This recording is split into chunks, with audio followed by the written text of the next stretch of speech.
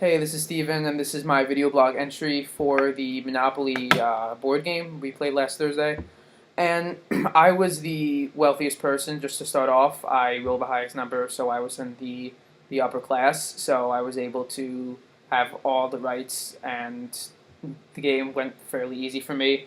In general, on my board, I was able to buy a lot more spaces than everybody else, which kind of ticked them off a lot because they kept rolling and they like people would land on Boardwalk or Marvin Gardens and they wouldn't be able to buy it. And then when I would land on one of those respective spaces, I would. So there was definitely a lot of hatred towards me. To me, people definitely like I could feel that I could sense the adversity and I could sense people like kind of definitely almost not banding up, but definitely feeling like a sense of like there's a collective resentment against me. Like I kind of sense that, which is also why I didn't want to be the harsh ruler and like just totally not like send people to jail on whim and just take people's money just because I feel like that resentment would strongly increase because now they have reason for it. Um, I I guess I could kind of expect this to happen. I mean, just because I have so much more benefits than everybody else, and obviously what's going on is not equal. I continue to gain money. I think I gained $600, and in general, most people lose money. So I I could kind of see why there was definitely some resentment towards me. I try the best I can to keep everything fair. Although in hindsight, I really wish I don't know why I didn't think of it before, but Aitana went bankrupt, and I should have lent her monies to like kind of help her come back in the game and just have her be a player again. I should have done that. I felt really bad when she was when she went bankrupt. Um, in terms of like the trends that I saw for the game, I saw that I increased in the amount of money I was able to acquire and did it fairly easily. Actually, I barely even had to do anything the entire game, um, uh, with except for allocate money to people based on like whatever transactions they had.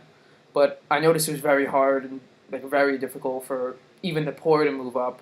In fact, they lost money, especially because I think one crucial factor was the fact that the taxes really proportioned very well. I would have a bigger income than somebody else poorer than me, and yet we'd pay the same exact amount of money. So I would obviously use a less percentage of my budget than somebody who was poor, per se. Um, I don't think there were any alliances formed. People kind of were just out for themselves and really independent to try to make as much money as they can. Although I guess they were kind of bounded in resentment towards me per se, just because I was smooth sailing throughout the entire game. And it kind of shows us that we really are in a classless society and that there are pretty distinct social classes, but people just don't want to believe that, so they kind of just separate it from. They just kind of trap that idea and believe and don't and kind of just hide it and believe what they want to see the reality as. And for elite deviants, I mean, it kind of just showed that I was an anomaly in society. I was just making so much more money, and the wealth was contained to me as opposed to everybody else, where they were just. I just kept gaining money as opposed to everybody else. It was much harder for them to do so. And definitely, this applies to real world like structures and class because like even today, a lot of the wealth is contained within a small percentage of the population, and there's a lot of the population that needs to work in order to gain money, and then in that way, I guess the upper class would be able to exert much greater influence over the working class, and kind of shown by Wall Street and the resentment that and the hostility that that the working class that like the middle class and the working class has against the upper class. So that is my blog.